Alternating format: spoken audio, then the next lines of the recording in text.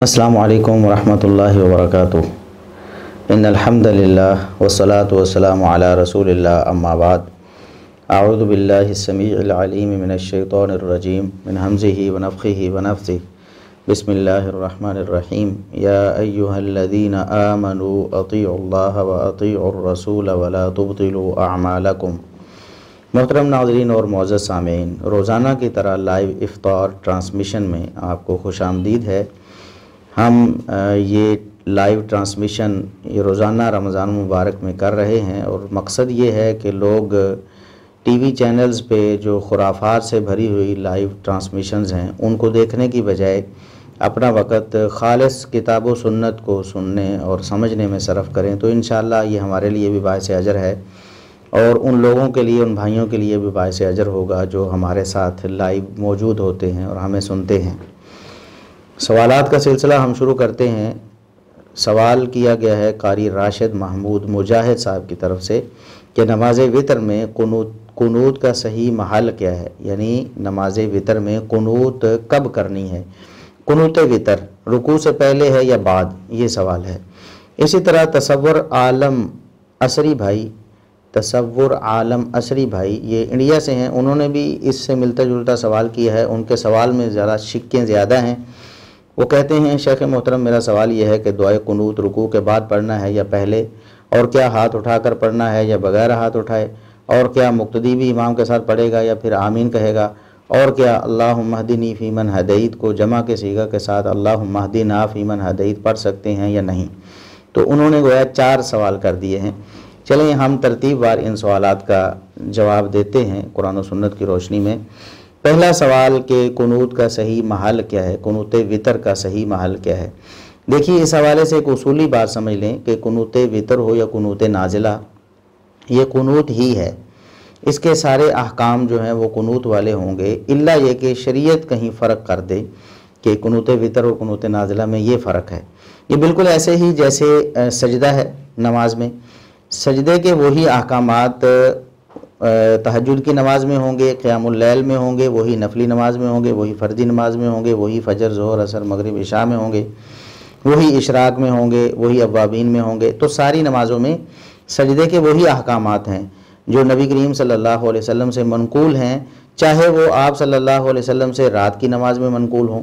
तो सजदा होता है, किसी भी नमाज में किया जाए।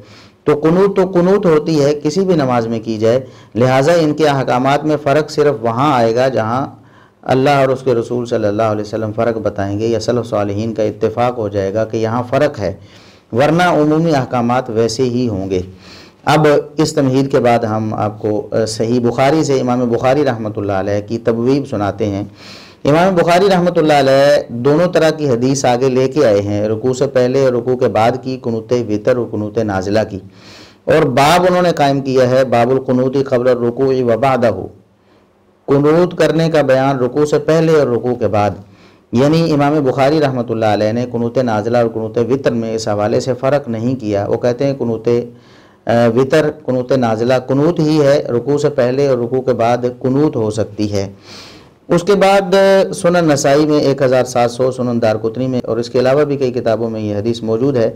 सैयदना उबई बिन काब रज़ी अल्लाह अन्हु रिवायत करते हैं कि रसूलुल्लाह सल्लल्लाहु अलैहि वसल्लम यक़नुतु क़ब्ल रुकूई, आप रुकू से पहले कुनूत कर लिया करते थे। कुनूत वितर के बारे में ये मनकूल है कि आप कुनूत वितर रुकू से पहले कर लेते थे, तो रुकू से पहले करना भी जायज़ है। सैयदना हसन बिन अली रज़ी अल्लाह अन्हु से ये रिवायत है कि अल्लमनी रसूलुल्लाह सल्लल्लाहु अलैहि वसल्लम अन अक़ूल इज़ा फ़रग़तु मिन क़िराअती फ़िल वित्र, कि रसूलुल्लाह सल्लल्लाहु अलैहि वसल्लम ने मुझे सिखाया कि मैं वित्रों में अपनी क़िराअत ख़त्म करने के बाद ये दुआ पढ़ूँ, अल्लाहुम्मा हदीनी फ़ीमन हदैत व आफ़िनी फ़ीमन आफ़ैत। मारूफ़ दुआ है कुनूत वित्र की। तो सैयदना हसन बिन अली रज़ी अल्लाह अन्हु ने बयान किया। अल-मुस्तदरक लिल हाकिम में ये हदीस आई, तो उसमें अल्फाज हैं कि इज़ा रफ़अतु रअसी वलम यबक़ा इल्ला सुजूद, कि आप सल्लल्लाहु अलैहि वसल्लम ने मुझे ये दुआ सिखाई। कहाँ पढ़ने के लिए? जब मैं अपना सर उठाऊं रुकू से और सजदे के अलावा रकत से कुछ बाकी ना रह गया हो, यानी कि रुकू के बाद कौमे में पढ़ने के हवाले से। बाज़ अहले इल्म ने इस रिवायत को मालूल कहा है, लेकिन ऐसी कोई दलील सरी नहीं है कि इस रिवायत को मालूल कहा जा सके। اور دونوں روایات بھی صحیح ہو سکتی ہیں، تطبیق عین ممکن ہے کہ رسول اللہ صلی اللہ علیہ وسلم نے رکوع سے پہلے بھی سکھائی اور رکوع کے بعد بھی قنوت وتر دونوں طرح پڑھا جانا جائز ہوگا، اور یہی نبی کریم صلی اللہ علیہ وسلم نے سکھایا۔ اسی طرح المعجم الکبیر طبرانی میں 9165 نمبر پہ سیدنا عبداللہ بن مسعود رضی اللہ عنہ کے حوالے سے ہے کہ کانا لا یقنط فی شیء من الصلوات الا فی الوتر قبل الرکعہ، وہ نمازوں میں سے صرف وتر میں قنوت کرتے تھے اور رکوع سے پہلے کرتے تھے، جبکہ صحیح ابن خزیمہ میں 1100 نمبر حدیث ہے سیدنا ابی بن کعب رضی اللہ عنہ کے قنوت کرنے کی کہ انہوں نے وتر میں رکوع کے بعد قنوت کی۔ تو اس سے معلوم یہ ہوتا ہے کہ اس میں وسعت ہے، گنجائش ہے، قنوت وتر کو قنوت نازلہ کی طرح رکوع کے بعد بھی کیا جا سکتا ہے، اور باقی احکامات بھی قنوت وتر کے اور قنوت نازلہ کے ایک جیسے ہیں۔ جیسا کہ یہ سوال ہوا کہ ہاتھ اٹھانے ہیں قنوت وتر میں یا نہیں، تو دیکھیے میں عرض کر چکا ہوں کہ قنوت تو قنوت ہی ہے، وطروں میں کریں گے تو وہ قنوت وتر کہلائے گی، وہ آپ نازلہ کریں گے مصیبت وغیرہ میں تو قنوت نازلہ کہلائے گی۔ احکامات تو ایک ہیں، جیسے سجدہ سجدہ ہی ہوتا ہے، نفلوں کا سجدہ ہو، فردوں کا سجدہ ہو، وہ رات کی نماز کا سجدہ ہو، وہ دن کی نماز کا سجدہ ہو، تو ہاتھ اٹھانے قنوت نازلہ میں نبی کریم صلی اللہ علیہ وسلم سے ثابت ہیں، تو لہٰذا قنوت وتر میں بھی اسی طرح ثابت ہوں گے، ان کے احکام میں فرق بغیر دلیل کے نہیں کیا جا سکتا۔ اور ائمہ دین کا اگر موقف دیکھا جائے تو امام احمد بن حنبل رحمہ اللہ تعالی وہ فرماتے ہیں وَرَفَعَ يَدَيْهِ فِي قُنُوتِهِ فِي الْوِتْرِ، قنوت وتر میں جو مسلمان ہے قنوت وتر پڑھتے ہوئے ہاتھوں کو اٹھائے گا۔ یہ مسائل امام احمد بن حنبل ہے، ان کے بیٹے عبداللہ بن احمد بن حنبل کی روایت، اور اس میں 319 نمبر یہ مسئلہ ہے۔ امام احمد بن حنبل کا یہی موقف ہے، اور امام اسحاق بن راہویہ رحمہ اللہ تعالی بھی یہی موقف رکھتے ہیں۔ یہ مسائل امام احمد و اسحاق بروایت الکوسج میں یہ موجود ہے، تو اور سلف صالحین میں کوئی بھی اس کا مخالف نہیں ہے، کسی نے بھی سلف صالحین میں سے ائمہ دین میں سے یہ نہیں کہا کہ آپ قنوت وتر میں ہاتھوں کو نہ اٹھائیں۔ تو ہاتھوں کو اٹھانا ایک تو حدیث کا بھی تقاضا ہے کہ قنوت نازلہ میں ہاتھ اٹھانا بالکل ثابت ہے، اس میں کوئی اختلاف نہیں، اس حوالے سے بھی اور ائمہ دین کا بھی موقف آپ کے سامنے آ گیا کہ ہاتھ اٹھانے چاہیے، لہٰذا آپ قنوت وتر میں ہاتھ اٹھائیں۔ اب رہ گئی بات کہ یہ جو دعا کے الفاظ ہیں اللہم اہدنی فیمن ہدیت واحد کے صیغے کے ساتھ پڑھنے ہیں یا اللہم اہدنا فیمن ہدیت جمع کے صیغے کے ساتھ بھی پڑھ سکتے ہیں، تو اس حوالے سے عرض یہ ہے کہ سنن ابی داود میں 1425 نمبر اور دیگر کتابوں میں یہ روایت سیدنا حسن بن علی رضی اللہ عنہما سے اللہم اہدنی فیمن ہدیت کے الفاظ سے ہے، جبکہ المعجم الکبیر طبرانی میں 2700 نمبر پہ یہ حدیث سیدنا حسن بن علی رضی اللہ عنہما سے اللہم اہدنا فیمن ہدیت کے الفاظ سے ہے۔ اس سے بھی یہ بھی ایک قرینہ ہے جیسے پتہ چلتا ہے کہ نبی کریم صلی اللہ علیہ وسلم نے کئی دفعہ سیدنا حسن رضی اللہ عنہ کو وتر کے حوالے سے تعلیمات دیں، تو ایک دفعہ رکوع سے پہلے اور ایک دفعہ رکوع کے بعد، ایک دفعہ اللہم اہدنی کے صیغے سے اور ایک دفعہ اللہم اہدنا کے صیغے سے، یہ دونوں جمع کے صیغے کے ساتھ پڑھیں یا واحد کے صیغے کے ساتھ پڑھیں بالکل جائز اور درست ہے۔ رہ گئی بات آمین کی کہ آمین کہیں گے کہ نہیں، امام اگر کروا رہا ہے قنوت وتر پڑھا رہا ہے تو ظاہر ہے قنوت وتر وہ کروائے گا، تو کیا پیچھے جو لوگ ہیں وہ آمین کہیں گے یا نہیں کہیں گے؟ تو بالکل آمین کہیں گے۔ سیدنا عبداللہ بن عباس رضی اللہ عنہما سے روایت ہے کہ رسول اللہ صلی اللہ علیہ وسلم قنوت نازلہ جب کرتے تھے تو وَيُؤَمِّنُ مَنْ خَلْفَهُ، آپ صلی اللہ علیہ وسلم کے پیچھے جو مقتدی ہوتے تھے وہ آمین کہا کرتے تھے۔ تو میں عرض کر چکا ہوں قنوت تو قنوت ہے، نازلہ ہو یا وتر ہو، احکامات ایک جیسے ہیں، الا یہ کہ شریعت کوئی فرق کر دے، یہاں شریعت نے کوئی فرق نہیں کیا۔ یہ سنن ابی داود کی 1443 نمبر حدیث ہے حسن سند کے ساتھ کہ نبی کریم صلی اللہ علیہ وسلم کی اقتداء میں صحابہ کرام قنوت پر آمین کہا کرتے تھے، لہٰذا یہ سارے مسائل قنوت کے محل کے حوالے سے اور دعا کے حوالے سے اور ہاتھ اٹھانے نہ اٹھانے کے حوالے سے اور آمین کہنے نہ کہنے کے حوالے سے آپ کے سامنے آ چکے ہیں۔ سوال کیا گیا ہے کہ حرمین میں ختم قرآن کی دعا قنوت وتر کے ساتھ ہی کر دی جاتی ہے، کیا ایسا کرنا جائز ہے؟ یعنی قنوت وتر میں کیا کوئی اور بھی دعائیں شامل کی جا سکتی ہیں؟ یہ سوال کا مقصد ہے، جیسا کہ حرمین میں اور بھی دعائیں ختم قرآن کے موقع پر کر دی جاتی ہیں۔ تو اس حوالے سے عرض یہ ہے کہ قنوت وتر اور قنوت نازلہ کو اکٹھا کرنا یہ درست اور جائز ہے، اور یہ ثابت ہے سیدنا ابی بن کعب رضی اللہ عنہ سے صحیح ابن خزیمہ میں 1100 نمبر حدیث ہے کہ وہ قنوت وطر میں قنوت نازلہ کو شامل کر کے رکوع کے بعد کر لیا کرتے تھے۔ اس سے یہ معلوم ہوتا ہے کہ قنوت وطر کے ساتھ اگر دیگر دعائیں، قنوت نازلہ میں دیگر دعائیں ہوتی ہیں، اگر وہ شامل کر لی جائیں، اور ایسا ہی ہوتا ہے حرمین میں بھی کہ مسلمانوں کی فلاح کے لیے اور مسلمانوں کی ترقی کے لیے دعائیں ہوتی ہیں، مصائب وغیرہ کو دور کرنے کے لیے دعائیں اسی دعا میں کی جاتی ہیں، تو قنوت نازلہ کی ایک صورت بن جاتی ہے، تو اس میں گنجائش ہے، اگر کوئی ایسا کر لے تو وہ درست ہے۔ اگلا سوال شرجیل توحید صاحب کی طرف سے ہے کہ کیا ایک سلام سے 3 رکعت وتر پڑھنا ثابت ہے؟ اگر ثابت ہے تو اس کو پڑھنے کا طریقہ کیا ہوگا؟ دیکھیے 3 رکعت وتر پڑھنے کے 2 طریقے ہیں، دونوں طریقے جائز ہیں۔ ایک طریقہ زیادہ بہتر اور مستحب ہے جو نبی کریم صلی اللہ علیہ وسلم کا معمول تھا، اور دوسرا طریقہ بھی جائز ہے، اس کے دلائل بھی ہم آگے ذکر کریں گے۔ پہلا طریقہ کون سا ہے؟ پہلا طریقہ یہ ہے کہ 2 رکعت پڑھ کر آپ سلام پھیریں، جب 3 وتر آپ نے پڑھنے ہیں 2 رکعت پڑھیں، سلام پھیر دیں، نماز سے فارغ ہو جائیں، پھر اٹھ کر 1 رکعت پڑھیں اور اس میں قنوت وتر کریں۔ یہ وتر کا جو طریقہ ہے نبی کریم صلی اللہ علیہ وسلم سے ثابت ہے۔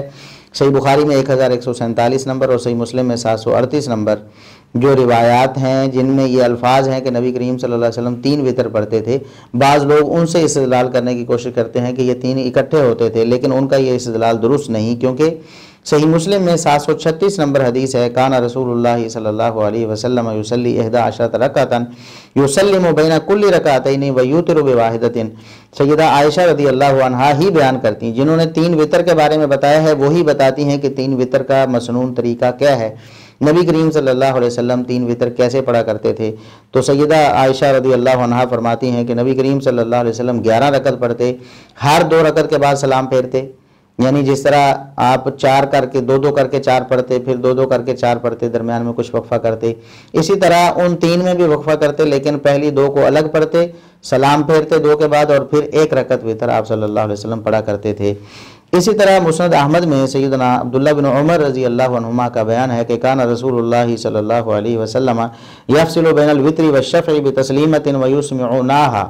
آپ صلی اللہ علیہ وسلم کا معمول تھا کہ آپ وتر یعنی ایک جو آخری رکعت ہوتی ہے طاق اور جفت کے درمیان میں آپ فاصلہ کیا کرتے تھے، یعنی 3 رکعتیں جب پڑھتے تو 2 رکعتیں پڑھ کے آپ فاصلہ کرتے، کیسے؟ بتسلیمۃ، سلام پھیرنے کے ساتھ، یسمعوناہا، آپ صلی اللہ علیہ وسلم وہ سلام ہمیں سناتے بھی، ہمیں پتہ چلتا کہ آپ نے سلام پھیر دیا ہے، اس کے بعد پھر آپ نے 1 رکعت پڑھی، یہ آپ صلی اللہ علیہ وسلم کرتے تھے۔ اور صحیح بخاری میں 991 نمبر حدیث ہے، سیدنا عبداللہ بن عمر رضی اللہ عنہما خود یہی کیا کرتے تھے سنت کے مطابق کہ کان یسلم بین الرکعۃ والرکعتین فی الوتر حتی یامر ببعض حاجتہ۔ آپ رضی اللہ عنہما 2 رکعتوں کے بعد وطروں میں سلام پھیر دیا کرتے تھے، پھر 1 رکعت وتر پڑھتے، 2 رکعتوں کے بعد جب سلام پھیرتے، حتیٰ کہ کسی کو کسی کام کا کہہ دیتے کہ یہ کام ایسے کرو ایسے نہ کرو، یعنی بات چیت بھی کرتے، پھر 1 رکعت پڑھتے۔ تو 3 وتر پڑھنے کا جو مستحب طریقہ ہے وہ یہ ہے کہ آپ 2 رکعتوں کے بعد سلام پھیریں اور پھر 1 رکعت وتر پڑھیں، جبکہ دوسرا طریقہ جو 3 وتر اکٹھے پڑھنے کا ہے وہ بھی جائز ہے، البتہ اس میں یہ خیال رکھنا ہے کہ نبی کریم صلی اللہ علیہ وسلم نے وتروں کو نماز مغرب سے مشابہت دینے سے منع کیا ہے، اور اہل علم نے یہ بات بجا طور پر بتائی ہے کہ مغرب کے ساتھ مشابہت 3 وتروں کی ہوتی ہے، کیونکہ 3 رکعت وتر پڑھیں گے تو 3 رکعت مغرب کے ساتھ اس کی مشابہت ہوگی۔ ایک تو مشابہت ختم کرنے کا طریقہ یہ ہے جو میں نے آپ کو بتا دیا احادیث سے، سیدنا عبداللہ بن عمر رضی اللہ عنہما کے عمل مبارک سے بھی، نبی کریم صلی اللہ علیہ وسلم کے اسوہ حسنہ سے بھی، کہ 2 رکعتیں پڑھ کے سلام پھیر دو، پھر 1 رکعت پڑھو۔ تو نماز مغرب میں ایسے نہیں ہوتا، بلکہ نماز مغرب میں 3 رکعتیں اکٹھی پڑھی جاتی ہیں، درمیان میں سلام نہیں پھیرا جاتا۔ ایک تو مشابہت سے یہ رکاوٹ بن گئی۔ دوسرا، اگر 3 رکعتیں آپ نے اکٹھی پڑھنی ہیں تو پھر آپ درمیان میں تشہد نہیں بیٹھیں گے، اس طرح بھی آپ نماز مغرب کی مشابہت سے بچ جائیں گے، اور اس پر دلائل موجود ہیں صحابہ کرام سے۔ شرح معانی الآثار میں علامہ طحاوی حنفی نے یہ روایت درج کی ہے صحیح سند کے ساتھ کہ مسور بن مخرمہ رضی اللہ عنہ بیان کرتے، یہ بھی صحابی ہیں، وہ کہتے ہیں فصلی بنا 3 رکعات، سیدنا عمر بن خطاب رضی اللہ عنہ نے ہمیں 3 رکعتیں پڑھائیں، لم یسلم الا فی آخرہن، انہوں نے صرف آخری رکعت میں सलाम फेरा। इसी तरह मुसन्नफ़ इब्न अबी शैबा में है, साबित अल-बुनानी कहते हैं कि सैयदना अनस बिन मालिक रज़ी अल्लाह अन्हु ने अवतरा बिसलासिन, उन्होंने 3 वितर पढ़े, लम युसल्लिम इल्ला फ़ी आखिरिहिन्ना, उन्होंने सिर्फ आखिरी रकत में सलाम फेरा, यानी दरमियान में वक्फ़ा नहीं किया।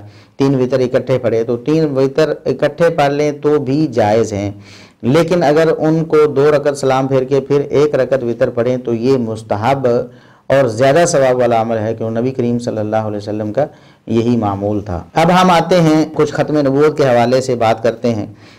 आजकल कुछ दिनों से काफ़ी इशू उठा हुआ ख़त्म नबूवत के हवाले से, पाकिस्तानी हुकूमत में भी हलचल मची इस हवाले से और सोशल मीडिया पे और पूरी दुनिया में ये मामला फैल गया ख़त्म नबूवत के हवाले से। और इस मौके पर जब के मुसलमान ख़त्म नबूवत के हक़ में मवाद शेयर कर रहे हैं तो मिर्ज़ाई और कादियानी अपने जो दलाइल, उनके ख्याल में जो दलाइल हैं वो लोगों को पेश करके धोखा देने की कोशिश कर रहे हैं कि नबी करीम सल्लल्लाहु अलैहि वसल्लम के बाद नबूवत ख़त्म नहीं हुई बल्कि नबूवत जारी है।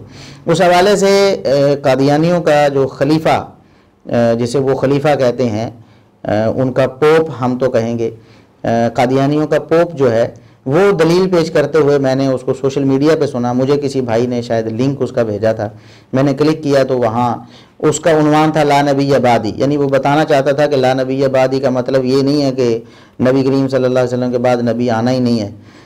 वो दलील क्या पेश कर रहा था, कहता था हदीस में मौजूद है, और सही मुस्लिम से दलील देने की कोशिश की कि सही मुस्लिम में मौजूद है, इस हदीस को ला नबी बादी को सही मुस्लिम से समझो कि सही मुस्लिम में नबी करीम सल्लल्लाहु अलैहि वसल्लम ने अपने बाद आने वाले को 4 दफ़ा नबीउल्लाह कहा। 4 दफ़ा आपने फरमाया नबीउल्लाह, वो अल्लाह का नबी होगा, वो अल्लाह का नबी होगा, वो अल्लाह का नबी होगा, वो अल्लाह का नबी होगा। तो इससे मालूम होता है कि नबी करीम सल्लल्लाहु अलैहि वसल्लम के बाद भी अल्लाह का नबी आ सकता है। और वो मिर्ज़ा ग़ुलाम अहमद कादियानी, जिसको हम दज्जाल और कज़्ज़ाब कहते हैं, मोहम्मद रसूलुल्लाह सल्लल्लाहु अलैहि वसल्लम की उन अहादीस की रोशनी में कि आप सल्लल्लाहु अलैहि वसल्लम ने फरमाया कि मेरे बाद 30 दज्जाल क़यामत तक जो है ना बड़े बड़े कज़्ज़ाब आएंगे, उनमें से हम इसको भी शुमार करते हैं। इसने भी कुल्लुहुम यज़ुमु अन्नहु नबिय्युन, हर एक उनमें से ये दावा करता होगा, ये मोहम्मद सल्लल्लाहु अलैहि वसल्लम के अल्फाज हैं, उनमें से हर एक ये दावा करता होगा कि वो नबी है। ये आप सल्लल्लाहु अलैहि वसल्लम की हदीस ये कहाँ लेके जानी है मिर्ज़ाइयों ने या कादियानियों ने? हम उन आम आवाम को दावत फ़िक्र देते हैं कि ये लोग आपके ईमान से खेल रहे हैं, आपको ईमान से दूर करने की कोशिश कर रहे हैं, और आप लोग उनके कहे पे आंखें बंद करके उनके पीछे चले जा रहे हैं, तो आप ये जहन्नम के रास्ते पे जा रहे हैं। आप लोग गौर व फिक्र करें, अब भी आपके पास वक़्त है, जब तक आपकी ज़िंदगी बाकी है अल्लाह रब्बुल इज़्ज़त ने आपको तौबा का मौका दिया है। ये कोई छोटा मोटा इख्तलाफ या छोटा मोटा जुर्म नहीं है, ये तो ईमान को बर्बाद करने वाली चीज़ है।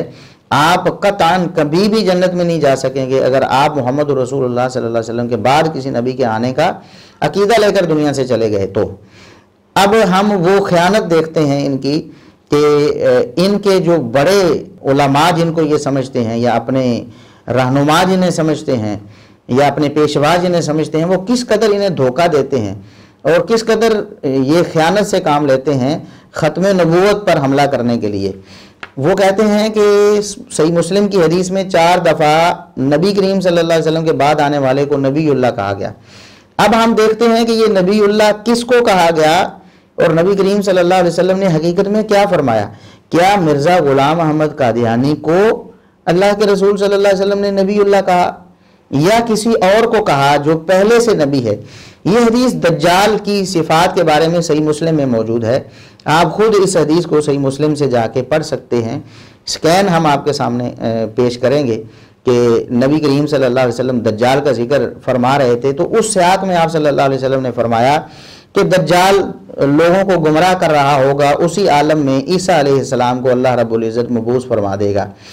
अल्फाज के हैं अल-मसीह इब्न मरियम, अल्लाह रब्बुल इज़्ज़त किसको मबूस फरमाएगा दज्जाल का मुकाबला करने के लिए? अल-मसीह इब्न मरियम को, मरियम के बेटे ईसा अलैहिस्सलाम को अल्लाह रब्बुल इज़्ज़त दुनिया में नाजिल फरमाएगा।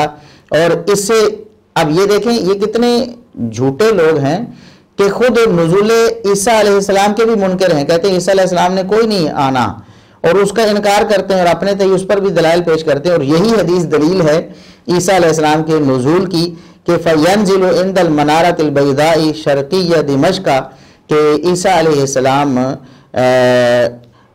سفید مینارے کے پاس اتریں گے دمشق میں، عیسیٰ علیہ السلام نزول فرمائیں گے. اسی حدیث میں یہ الفاظ ہیں نزول کے کہ عیسیٰ علیہ السلام نزول فرمائیں گے. اور یہ عیسیٰ بن مریم کی بات ہو رہی ہے.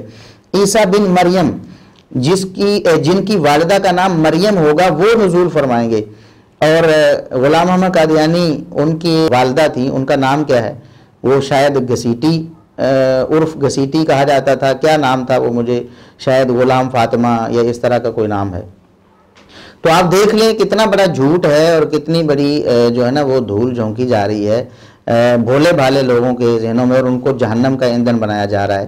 عیسیٰ بن مریم نازل ہوں گے دمشق کے ایک سفید مینارے کے قریب، اور 2 کیسری کپڑوں میں 2 فرشتوں کے کندھوں پر ہاتھ رکھے ہوئے اتریں گے. 2 فرشتوں کے کندھوں پہ ہاتھ رکھے ہوئے اتریں گے. جب وہ اپنا سر جھکائیں گے تو قطرے گریں گے، اور سر اٹھائیں گے تو اس سے چمکتے موتیوں کی طرح پانی کی بوندیں گریں گی. کسی کافر کے لیے جو آپ کی سانس کی خوشبو پائے گا مرنے کے سوا کوئی چارہ نہیں ہوگا. عیسیٰ علیہ السلام جب آئیں گے، آپ کی سانس کی خوشبو جس کافر کو لگے گی مرنے کے علاوہ کوئی چارہ وہ مر جائے گا، اور اس کی سانس کی خوشبو وہاں تک پہنچے گی جہاں تک ان کی نظر جائے گی. یعنی عیسیٰ علیہ السلام کے سانس کی خوشبو وہاں تک پہنچے گی جہاں تک ان کی نظر جائے گی. تو کیا غلام محمد قادیانی اس کے ساتھ ایسا ہوا؟ اس کی سانس کی وجہ سے کبھی لوگ مرے؟ لد کے دروازے کے پاس عیسیٰ علیہ السلام دجال کو پائیں گے اور اس کو قتل کر دیں گے. دجال کا قتل عیسیٰ علیہ السلام کے ہاتھوں ہوگا اور لد کے دروازے کے پاس ہوگا. یہ دمشق کا یعنی وہی علاقہ ہے، وہاں دجال قتل ہو جائے گا عیسیٰ علیہ السلام کے ہاتھوں.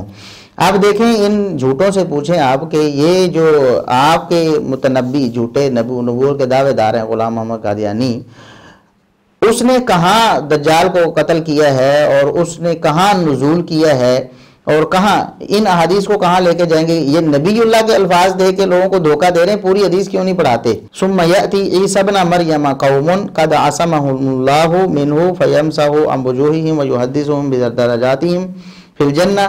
پھر عیسیٰ علیہ السلام کے پاس وہ لوگ آئیں گے جنہیں اللہ نے اس دجال سے محفوظ رکھا ہوگا، یعنی وہ گمراہ نہیں ہوئے ہوں گے. تو عیسیٰ علیہ السلام اپنے ہاتھ ان کے چہروں پر پھیریں گے اور انہیں جنت میں ان کے درجات کی خبر دیں گے. وہ اسی عالم میں ہوں گے کہ اللہ تعالیٰ عیسیٰ علیہ السلام کی طرف وہی فرمائے گا کہ میں نے اپنے پیدا کیے ہوئے بندوں کو باہر نکال دیا ہے، یعنی مخلوق کو باہر نکال دیا ہے. ان سے جنگ کرنے کی طاقت کسی میں نہیں. آپ میری بندگی کرنے والوں کو اکٹھا کر کے طور کی طرف لے جائیں اور اللہ پھر یاجوج ماجوج کو بھیج دے گا. یعنی عیسیٰ علیہ السلام کی موجودگی میں جب دجال سے بچے ہوئے لوگ ان کے پاس آئیں گے اور آپ انہیں جنت کی بشارتیں دے رہے ہوں گے، اسی وقت اللہ رب العزت فرمائے گا میں ایسی مخلوق کو نکالنے لگا ہوں جن کا مقابلہ کسی کے بس میں نہیں ہے. عیسیٰ علیہ السلام ان کو لے کر طور پہاڑ پہ چلے جائیں گے. آپ بتائیں کہ یہ جو مرزا قادیانی تھا یہ کس پہاڑ پہ گیا تھا اور کہاں لے کر لوگوں کو گیا تھا؟ کسی پہاڑ پہ اس نے کبھی بسیرا کیا لوگوں کو لے کر؟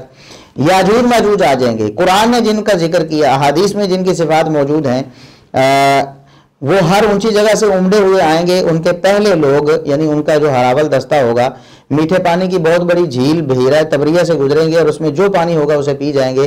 پھر آخری لوگ گزریں گے تو کہیں گے کبھی اس بحیرہ میں پانی بھی شاید ہوگا، یعنی وہاں پانی کا نام نشان بھی ختم ہو جائے گا.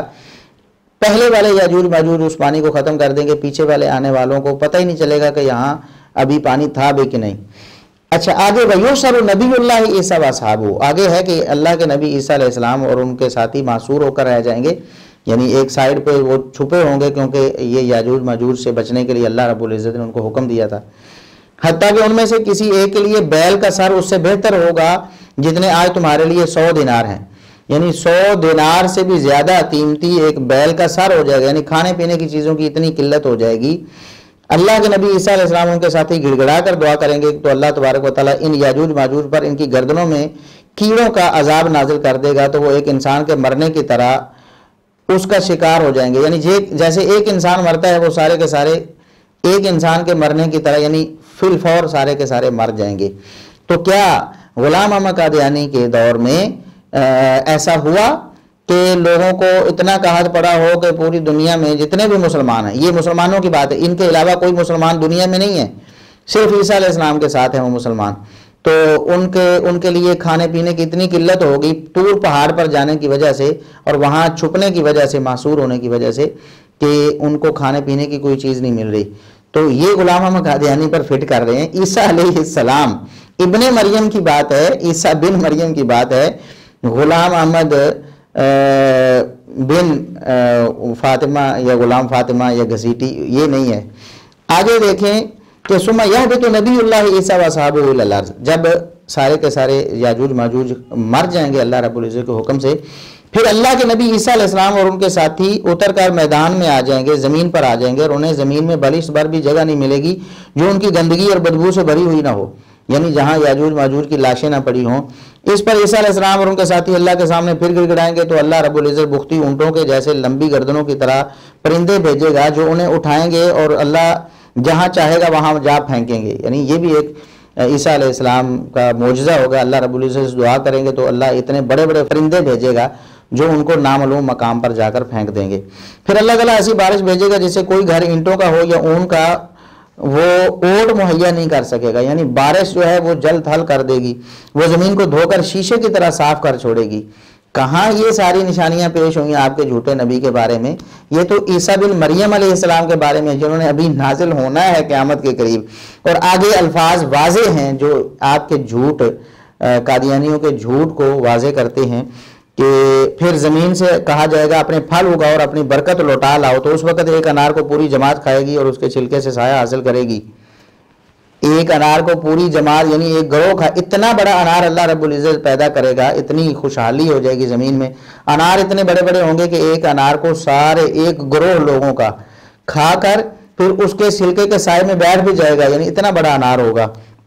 اور دودھ میں اتنی برکت ڈالی جائے گی کہ اونٹنی کا ایک دفعہ کا دودھ لوگوں کی ایک بڑی جماعت کو کافی ہوگا، اور گائے کا ایک دفعہ کا دودھ لوگوں کے قبیلے کو کافی ہوگا، پورے قبیلے کو ایک گائے کا دودھ کافی ہو جائے گا، اور بکری کا ایک دفعہ کا دودھ قبیلے کی ایک شاخ کو کافی ہوگا، اور وہ اسی عالم میں رہ رہے ہوں گے کہ اللہ تعالیٰ ایک عمدہ ہوا بھیجے گا، اللہ رب العزت ایک عمدہ ہوا۔ یہ صحیح مسلم کی وہی حدیث ہے جس سے کہتے ہیں نا نبی اللہ کہا اور وہ غلام احمد قادیانی کو نعوذ باللہ، کتنے بڑے جھوٹے ہیں۔ اللہ کے رسول صلی اللہ علیہ وسلم کیا فرماتے ہیں کہ مسلمان عیسیٰ علیہ السلام کے ساتھ اسی طرح رہ رہے ہوں گے، اللہ ایک عمدہ ہوا بھیجے گا، وہ لوگوں کو ان کی بغلوں کے نیچے سے پکڑے گی اور ہر مومن اور ہر مسلمان کی روح قبض کر لے گی، اور بدترین لوگ باقی رہ جائیں گے۔ یعنی یہ ان کے جھوٹے ہونے کی پیٹنٹ دلیل ہے۔ ان جھوٹوں کو چاہیے کہ یہ الفاظ بھی لوگوں کو سنائیں، اور تاکہ ان کی جو گمراہی اور جھوٹ اور خیانت ہے ان لوگوں کے سامنے واضح ہو کہ اللہ کی لعنت ہو ایسے جھوٹوں پر۔ وہ کہتے ہیں کہ یہ جو ہمارے مسیح موعود جنہیں کہتے ہیں غلام احمد قادیانی کے بارے میں ہے، جبکہ رسول اللہ صلی اللہ علیہ وسلم فرماتے ہیں کہ عیسیٰ علیہ السلام کی موجودگی میں ہی عیسیٰ علیہ السلام یہی سی دنیا میں موجود ہوں گے تو سارے کے سارے مسلمان اور مومن ان کی روحیں قبض ہو جائیں گی، سارے کے سارے مسلمانوں کی روحیں قبض ہو جائیں گی، صرف بدترین لوگ باقی رہ جائیں گے عیسیٰ علیہ السلام کے بعد۔ یعنی عیسیٰ علیہ السلام کے بعد نیک لوگ دنیا میں نہیں رہیں گے، وہ گدھوں کی طرح برسر عام آپس میں اختلاط کریں گے اور انہیں پر قیامت قائم ہوگی۔ یعنی وہ بدکاریاں اتنی سر عام کریں گے لوگوں گھروں میں، چوراہوں میں، سڑکوں پر، راستوں میں، تو انہیں پر قیامت قائم ہو جائے گی۔ یعنی عیسیٰ علیہ السلام کے بعد فوراً قیامت آ جائے گی اس حدیث کے مطابق، اور بدترین لوگ باقی رہ جائیں گے۔ تو کیا غلام احمد قادیانی کے بعد یہ لوگ بدترین گدھے ہیں نا؟ یہ گدھوں کی طرح یہ بدکاریاں کرتے پھرتے ہیں یہ جو مرزائی ہیں سارے۔ اس حدیث کا اگر مصداق بنانا چاہتے ہیں غلام احمد قادیانی کو تو ساری حدیث لوگوں کو سنائے نا، لوگوں کو پتہ چلے کہ واقعی غلام احمد قادیانی اس کا مصداق تھا بھی کہ نہیں۔ اور پھر دوسری حدیث اس نے پیش کی ان کے راہبر اور رہنما نے، پوپ نے، وہ دلیل کیا تھی کہ ایک حدیث میں الفاظ آتے ہیں لیس بینی و بینہ نبی، کہ نبی کریم صلی اللہ علیہ وسلم نے فرمایا میرے اور اس کے درمیان نبی نہیں، میرے اور اس کے درمیان نبی نہیں ہوگا، یہ ترجمہ کیا اور ثابت کرنا چاہا کہ نبی کریم صلی اللہ علیہ وسلم نے فرمایا میرے اور غلام احمد قادیانی کے درمیان نبی نہیں ہوگا۔ نعوذ باللہ، استغفر اللہ، استغفر اللہ، کتنے بڑے دجال ہیں یہ۔ اب یہ حدیث صحیح بخاری میں 3442 نمبر پہ پڑھیں، نبی کریم صلی اللہ علیہ وسلم نے فرمایا انا اول الناس بابن مریم، میں عیسیٰ بن مریم کا سب سے قریبی ہوں، میں عیسیٰ بن مریم کا سب سے قریبی ہوں۔ عیسیٰ بن مریم کی بات ہو رہی ہے تو ان جھوٹوں نے غلام احمد بن غلام فاطمہ پتہ نہیں کیا اس کے طرف اسے فٹ کر دیا اس حدیث کو۔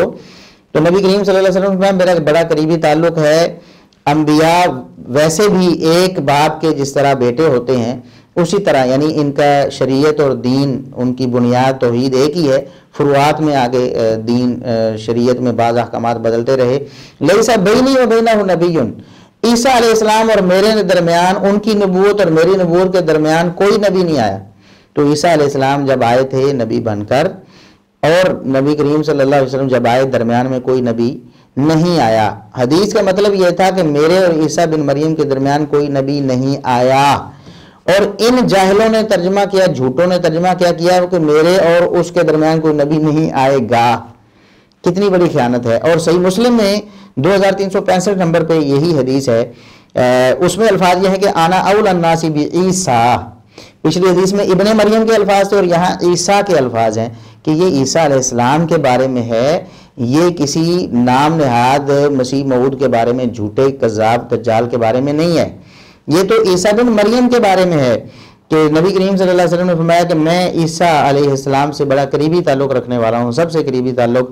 وَلَيْسَ بَيْنِي وَبَيْنَ عِيسَىٰ نَبِيٌّ، سبحان اللہ، 2365 صحیح مسلم، میرے اور عیسیٰ علیہ السلام کے درمیان کوئی نبی نہیں ہے، یعنی عیسیٰ علیہ السلام۔ اگر آنے والا بھی مراد ہوتا تو پھر بھی عیسیٰ نے آنا تھا نا، عیسیٰ علیہ السلام نے ہی آنا تھا نا، نہ کہ غلام احمد قادیانی نے آنا تھا، نعوذ باللہ، جھوٹے نے۔ اور یہ دیکھیں کتنی بڑی خیانتیں یہ لوگ کرتے ہیں، اور یہ سمجھتے ہیں کہ شاید لوگ اسی طرح گھاس کھاتے رہیں گے، اور شاید ہم کبوتر کی طرح آنکھیں بند کر دیں، اس طرح جھوٹی موٹی باتیں بیان کر کے، تروڑ مروڑ کر، قرآن کی آیتوں کو میں تحریف کر کے اور حدیثوں کو چھپا کر اور ان میں تحریف کر کے شاید ہم اپنے ماننے والوں کو طفل تسلیاں دے لیں گے۔ جو متعصب ہیں اور جن کے نصیبے میں ہدایت نہیں، ہٹ درم ہیں، وہ تو لگے رہیں گے، لیکن جن کے نصیب میں ہدایت ہے انشاءاللہ وہ یہ دلائل دیکھ کر اللہ کے فضل و کرم سے وہ ہدایت پا جائیں گے۔ اللہ رب العزت جتنے بھی ختم نبوت کے حوالے سے گمراہ لوگ ہیں انہیں یا ہدایت نصیب کرے یا غارت کر دے ان زندگیوں کو۔ اگلا جو سوال ہے بڑا کریٹیکل، یہ کل ہی پیش آیا فیس بک پر، جب ایک ہمارا کلپ اسلام میڈیا کا لگایا گیا، جس میں بتایا گیا تھا کہ مرزا محمد علی انجینئر صاحب وہ غلام احمد قادیانی کے بارے میں غامدی صاحب کی طرح یہ نظریہ رکھتے ہیں کہ غلام احمد قادیانی نے کبھی دعوی نبوت نہیں کیا، یعنی کوئی ایسی واضح اور دو ٹوک دلیل نہیں ہے جس میں دعوی نبوت کرنے کی بات ہو۔ یہ بات مرزا محمد علی انجینئر صاحب نے اپنی ویڈیو میں کہی، جس ویڈیو کا ہم نے جواب دیا، اور ہم نے اس جواب میں اللہ کے فضل و کرم سے اوریجنل سکینز جو مرزائیوں اور قادیانیوں کی کتابوں کے ہیں اور مرزا غلام احمد دجال کی کتابوں کے اپنے سکینز وہ پیش کر کے ان کو نشان زدہ کر کے لوگوں کے سامنے پیش کیا کہ یہ دیکھیں حقیقت کیا ہے۔ حقیقت یہ ہے، اور ساری امت مسلمان، سارے یہ علماء سارے یہ بات کہتے ہیں، اس کے دور میں بھی کہتے تھے جب اس نے دعوی نبوت کی، اور آج تک سارے علماء متفق ہیں اس بات میں، وہ اہل حدیث ہوں، دیوبندی ہوں، بریلوی ہوں، کسی بھی مکتب فکر سے، سب یہ کہتے ہیں کہ مرزا غلام احمد دجال نے دعوی نبوت کیا تھا، اور محمد رسول اللہ صلی اللہ علیہ وسلم کی وہ حدیث کہ میرے بعد 30 بڑے بڑے دجال کذاب آئیں گے، ان میں سے ہر ایک نبوت کا دعویٰ کرتا ہوگا، یہ حدیث مرزا غلام احمد پر علماء فٹ کرتے ہیں کہ اس نے دعوی نبوت کیا۔ ہم نے اس کا رد کیا اور اوریجنل سکینز لوگوں کو دکھائے، تو اس کے بعد ہلچلی مچی، پھر جو اندھے بھکت تھے وہ پریشان ہو گئے مرزا صاحب کے۔ اب مرزا صاحب نے تو کبوتر کی طرح آنکھیں بند کی ہوئی ہیں اور کسی سوال کا جواب نہیں دے رہے، حالانکہ یہ کتنا بڑا مسئلہ ایشو ہے نا۔ پھر ایک بندے نے کل وہ ایک ویڈیو کا ٹکڑا پیش کیا جس میں مرزا صاحب یہ کہہ رہے تھے کہ سوال ہوا کہ کیا غلام احمد قادیانی نے دعوی نبوت کیا ہے، تو مرزا صاحب نے کہا کہ یقیناً کیا ہے، اور یہ تواتر سے ہمیں پہنچا ہے، یہ بات ہمیں تواتر سے پہنچی ہے کہ مرزا غلام احمد قادیانی نے دعوی نبوت کیا، اور اس کی کتابوں میں واضح طور پر یہ لکھا ہوا ہے کہ دعوی نبوت کیا۔ اور غامدی صاحب اگر کہتے ہیں کہ دعوی نبوت نہیں کیا تو بتائیں پھر کیا کیا ہے، یہ باتیں انہوں نے کی۔ اور وہ جو مرزا صاحب کے فالوور تھے، ان کا نام مجھے اب یاد نہیں ہے، وہ کہنے لگے کہ دیکھیں مرزا صاحب تو کہتے ہیں کہ دعوی نبوت کیا ہے، اور آپ نے ویڈیو کاٹ کر لگا دی ہے اور اس کا سیاق و سباق شاید بدل دیا ہے، جس میں مرزا صاحب یہ بتا رہے ہیں کہ دعوی نبوت نہیں کیا۔ ہم اس کی حقیقت اب آپ کو بتاتے ہیں انشاءاللہ، تھوڑا سا آپ غور کریں تو اللہ کے فضل و کرم سے یوں چٹکی سے آپ کو بات سمجھ آ جائے گی کہ واقعی کتنی بڑی حماقت اور یہ کتنی بڑی ہم کیا کہہ سکتے ہیں، حماقت ہی کہیں گے کہ مرزا صاحب نے جو کی ہے۔ غلام احمد قادیانی کے دعوی نبوت کو رد کرنے کے حوالے سے کہ انہوں نے دعوی نبوت کیا ہی نہیں، غلام احمد قادیانی کے دعوی نبوت کا انکار کرنے کے حوالے سے کہ اس نے دعوی نبوت کبھی کیا ہی نہیں، مرزا صاحب نے یہ حماقت کیوں کی؟ گامدی صاحب کے پیچھے چل کے۔ اور وہ جو کلپ پیش کیا گیا کہ مرزا صاحب کہہ رہے ہیں کہ دعوی نبوت کیا ہے، وہ کلپ پہلے کا ہے۔ ہم آپ کو ثبوت کے بغیر کچھ نہیں کہیں گے، کبھی ہم نے اللہ کے فضل و کرم سے ثبوت کے بغیر بات نہیں کی، نہ ہم اب کریں گے کبھی ثبوت کے بغیر۔ میں نے رات اللہ کے فضل و کرم سے بیٹھ کے رات گئے تک یہ سارے ثبوت اکٹھے کیے اور وہ جمع کیے اور اب آپ کے سامنے پیش کر رہا ہوں۔ اس بھائی کو بھی دعوت فکر، اس نے کہا تھا کہ اگر آپ یہ بات ثابت کر دیں کہ مرزا صاحب نے یہ کہا ہو، ویڈیو کاٹی نہ ہو، پوری ویڈیو مجھے دے دیں، پوری ویڈیو بھی ہم دیں گے انشاءاللہ، اس کا لنک بھی ہم ڈسکرپشن میں دے دیں گے اور سکرین پہ آپ کو دکھائیں گے بھی کہ یہ ویڈیو کون سی ہے، اور مرزا صاحب کے اپنے چینل پہ پڑی ہوئی ہے، جو ذاتی ان کا چینل ہے اس پہ پڑی ہوئی ہے، ہم آپ کو دکھائیں گے اور حقیقت بھی بتائیں گے انشاءاللہ۔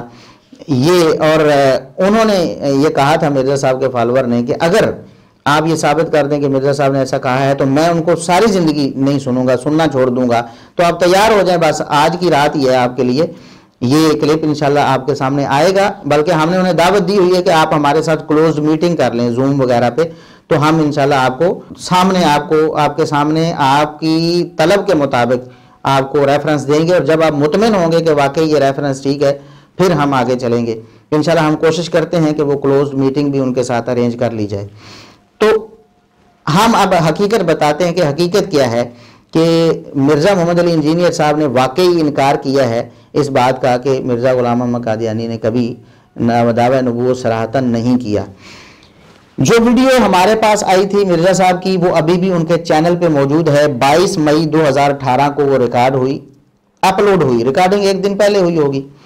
22 مئی 2018 کو مجلس نمبر 9 کے نام سے، مجلس علمی و تحقیقی مجلس نمبر 9 یا 9 نمبر علمی و تحقیقی مجلس کے نام سے وہ اپلوڈڈ ہے۔ اس ویڈیو میں اگر آپ دیکھیں 1 گھنٹہ 28 منٹ اور 21 سیکنڈ پہ سوال ہوتا ہے مرزا غلام احمد قادیانی نے کہاں خطا کھائی ہے کہ جہاں اس نے اپنے آپ کو ذلی نبی ہونے کا دعویٰ کیا ہو۔ سوال کیا ہے کہ نبوت کا دعویٰ مرزا غلام احمد قادیانی نے کہاں کیا ہے؟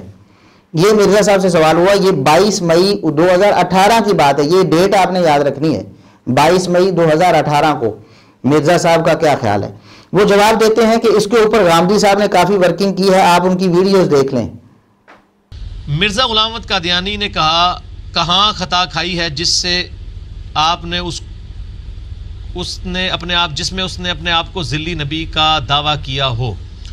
دیکھیں جی، اس کے اوپر غامدی صاحب نے کافی ورکنگ کی ہے، آپ ان کی یوٹیوب پہ ویڈیوز دیکھ لیں۔ ان کا بھی موقف یہی ہے کہ اس سے کوئی صحیح سند سے ثابت نہیں ہے کہ اس نے خود کہیں پہ دعوی نبوت کیا ہو۔ اس نے جو ہے وہ اشارے ایسے ضرور دیے ہیں، پلس مسیح موعود ہونے کا دعویٰ، امام مہدی ہونے کا، یہ سارے دعوے کیے ہیں۔ غامدی صاحب نے کافی ورکنگ کی ہے، آپ ان کی ویڈیوز دیکھ لیں۔ اور یہ صرف پہلا موقع نہیں جب مرزا صاحب نے غامدی صاحب کو سننے کا مشورہ دیا ہے۔ موسیقی میوزک کے معاملے میں غامدی صاحب کو سننے کا کہہ دیا، شاتم رسول کی سزا کے بارے میں غامدی صاحب کو سننے کا کہہ دیا، اور وحید الدین خان کو پڑھنے کا کہہ دیا، جو مشہور منکرین حدیث ہیں۔ اسی طرح سود کے معاملے میں بھی ایک دفعہ مرزا صاحب نے کہہ دیا کہ آپ غامدی صاحب کو سن لیں، یعنی جو معاملات میں وہ غامدی صاحب سے متفق ہیں وہاں ان کو ریفر کر دیتے ہیں کہ آپ غامدی صاحب کو سن لیں۔ اچھا، ان کا موقف بھی یہی ہے، اب الفاظ دیکھیں، غامدی صاحب کو سن لیں، ان کا موقف بھی یہی ہے کہ اس سے یعنی غلام احمد قادیانی سے کوئی صحیح سند سے ثابت نہیں کہ اس نے کہیں خود سے صراحتاً دعویٰ نبوت کیا ہو، اس نے کہیں خود دعویٰ نبوت کیا ہو، کوئی صحیح سند سے یہ بات ثابت نہیں۔ یہ مرزا محمد علی انجینئر صاحب کہتے ہیں، مرزا غلام احمد قادیانی کے حوالے سے کہتے ہیں کہ جاوید احمد غامدی صاحب کا بھی یہی موقف ہے، یعنی میرا بھی یہی موقف ہے اور غامدی صاحب کا یہی موقف ہے۔ اور آگے کہتے ہیں اس نے اشارے ایسے ضرور دیے ہیں، مسیح موعود ہونے کا دعویٰ، امام مہدی ہونے کا دعویٰ، لیکن نبوت کا دعویٰ صحیح سند سے ثابت نہیں ہے۔ یہ ویڈیو ان کی موجود ہے، 22 مئی 2018 کو اپلوڈ ہوئی ان کے چینل پہ، آج بھی موجود ہے، مجلس نمبر 9 کے نام سے۔ 1 گھنٹہ 28 منٹ اور 21 سیکنڈ پہ آپ خود سن سکتے ہیں کہ کیا مرزا صاحب نے یہ بات کہی کہ نہیں۔ اس پر ہم نے رد کیا اور 29 جولائی 2019 کو ہم نے اپنی ویڈیو کو اپلوڈ کیا، جس ویڈیو میں ہم نے بتایا کہ مرزا صاحب کہتے ہیں غامدی صاحب کی طرح کہ غلام محمد قادیانی نے دعویٰ نبوت کبھی نہیں کیا اور کہیں نہیں کیا۔ ہم نے اس کا توڑ کیا اور حوالہ جات ریفرنسز سارے پیش کیے، اور اس کا نام ہم نے رکھا تھا مرزا صاحب کی قادیانیوں سے ہمدردی، مرزا صاحب کی قادیانیوں سے ہمدردی۔ یہ ہمارا 29 جولائی 2019 کو کلپ اپلوڈ ہوا، یعنی 22 مئی 2018 کو مرزا صاحب نے یہ بات کہی، اور ان کی ویڈیو پہ بغیر کاٹے ہوئے ان کے چینل پہ آپ جا کے دیکھ سکتے ہیں، اور جو کہتا ہے کہ مجھے دکھائیں ہم اسے دکھا بھی سکتے ہیں، اور اب صرف وہ ہمارے ساتھ یہ وعدہ کرے کہ جو اس نے کیا ہے کہ میں مرزا صاحب کو سننا چھوڑ دوں گا، وہ سننا چھوڑ دے، یا کم از کم مرزا صاحب سے جا کے کہے کہ اپنی اس بات سے رجوع کر لیں، آپ یہ بات آپ نے غلط کہی ہے، دیکھیں ریفرنسز سامنے آگے ہیں تو آپ مان کیوں نہیں رہے، ہٹ درمی کیوں اپنائی ہوئی ہے، یہ حق پرستی ہے، بلا کوئی کام تو کریں نا مرزا صاحب کے فالورز۔ یہ دعوت فکر ہے ان کے لیے، اور یہ ہم دل سے دعوت فکر دے رہے ہیں، ہمیں ان سے ہمدردی ہے، کوئی دشمنی نہیں ہے۔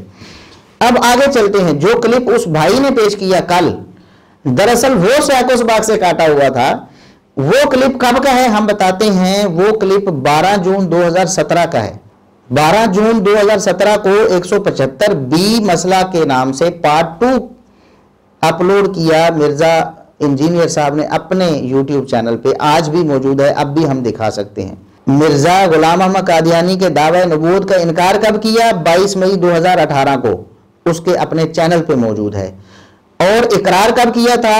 12 جون 2017 کو 175B نامی اپنی ویڈیو میں 12 جون 2017 کو کہا تھا کہ دعوی نبوت غلام محمد قادیانی نے کیا ہے، اور کہا کہ غامدی صاحب بتائیں پھر دعوی نبوت نہیں کیا تو کیا کیا ہے، اور الفاظ میں سناتا ہوں آپ کو۔ اس میں بھی سوال ہوا تھا، اندازہ کریں، سوال یہاں بھی ہوا وہاں بھی ہوا۔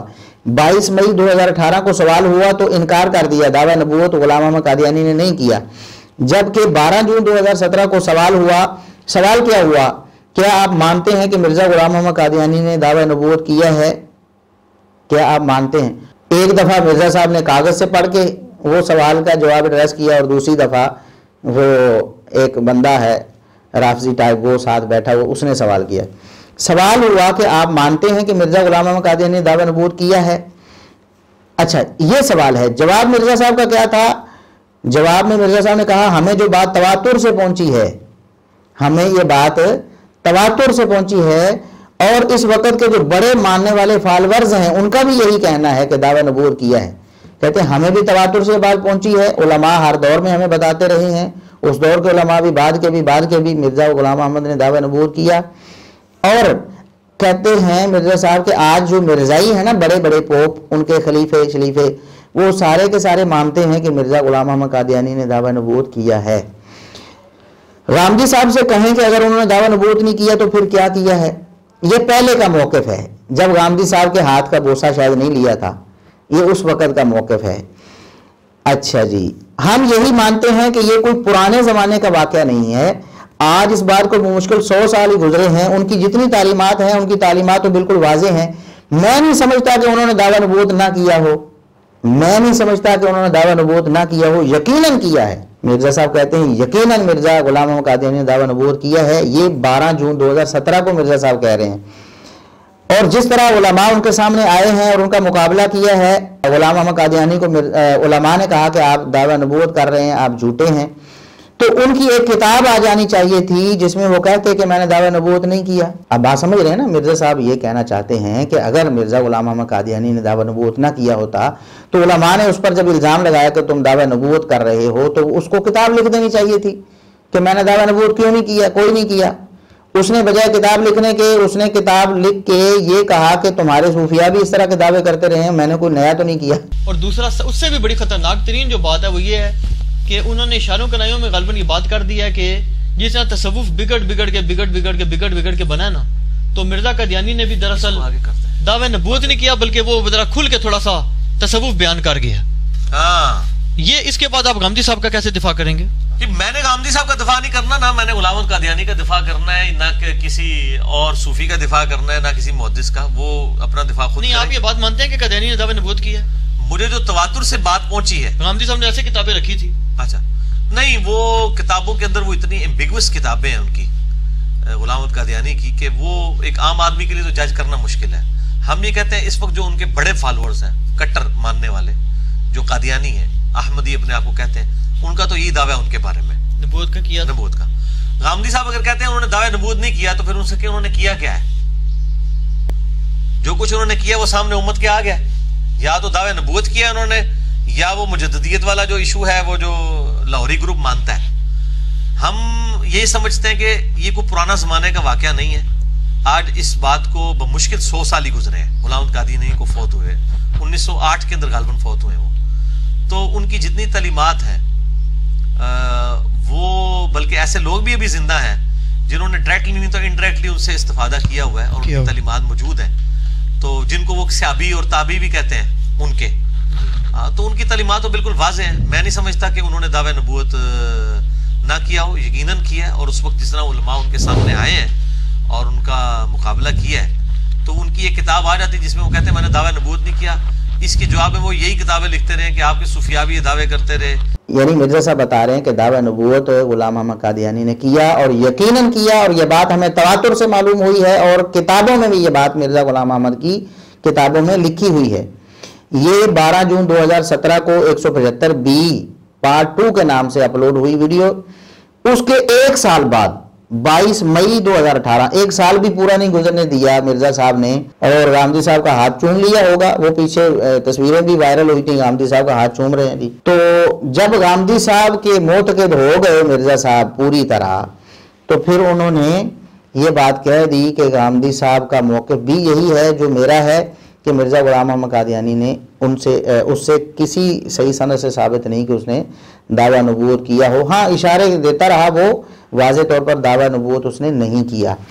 اب جو بھائی کہہ رہے ہیں کہ مرزا انجینئر صاحب کا تو یہی موقف ہے کہ غلام احمد قادیانی نے دعویٰ نبوت کیا ہے, تو کیا وہ اس موقف سے جو 22 مئی 2018 کا ان کا لیٹسٹ موقف ہے, کیا اس سے کوئی رجوع دکھا سکتے ہیں؟ بسم اللہ کریں, رجوع لیں. ہم انشاءاللہ ہم باقاعدہ ریکارڈنگ کروا کے بتائیں گے کہ ہمارے علم میں آ گیا ہے کہ مرزا صاحب نے یہ رجوع کر لیا ہے, اور غلام احمد قادیانی کے دعویٰ نبوت کے حوالے سے وہ کہہ رہے ہیں کہ انہوں نے واقعی غلام احمد قادیانی نے دعویٰ نبوت کیا ہے. ہمیں کوئی اس میں آر نہیں ہے, کون سا مسئلہ ہے. لیکن حقائق کیا ہیں کہ 22 مئی 2018 کی لیٹسٹ ویڈیو ہے مرزا غلام احمد قادیانی کے دعویٰ نبوت نہ کرنے کے حوالے سے, جبکہ جو ویڈیو دکھا کر لوگوں کو یہ باور کروایا جا رہا ہے کہ نہیں مرزا صاحب کے خلاف یہ لوگ جھوٹ بولتے ہیں, مرزا صاحب تو کہتے ہیں دعویٰ نبوت کیا ہے, وہ 12 جون 2017 کی ہے, یعنی ایک سال پہلے کی. تو ایک سال بعد والا موقف ہے وہ ناسخ ہوتا ہے, پہلے والا منسوخ ہوتا ہے. تو ابھی تک تو مرزا صاحب نے دعویٰ نبوت کرنے کے حوالے سے رجوع کیا ہے, نہ کرنے کے حوالے سے رجوع نہیں کیا. اگر وہ رجوع دکھاتے ہیں ہمیں, ہمارے علم میں نہیں ہے, اگر وہ ویڈیو ہمارے علم میں لائیں اور دعویٰ ان کا مرزا صاحب کا یہ دعویٰ آپ دکھا دیں کہ غلام احمد قادیانی نے واقعی دعویٰ نبوت کیا ہے, تو ہم انشاءاللہ رجوع کرنے کے لیے تیار ہیں.